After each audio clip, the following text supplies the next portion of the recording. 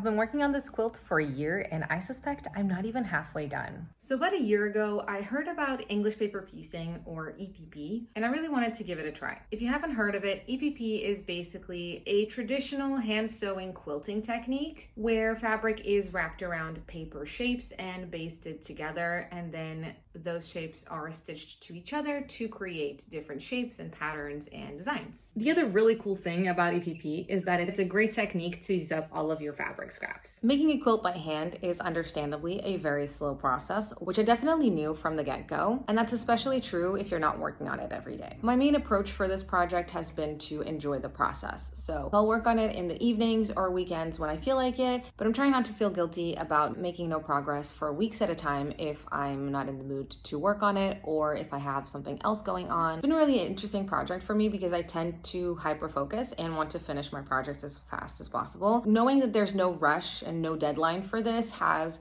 helped me loosen up about it and also loosen up about other projects. But the cool thing about having something long-term like this where you work on it when you feel like it is that it's the perfect thing to work on when you are procrastinating other projects. So my process currently is to make a center flower, then I add the white border to it like these ones, and then I sew it onto the actual quilt. I've just been adding them around each other willy-nilly because honestly, quilts are quite big and I knew that I was nowhere near needing to worry about sizing, but I do think I'm getting to a point now where I need to measure it.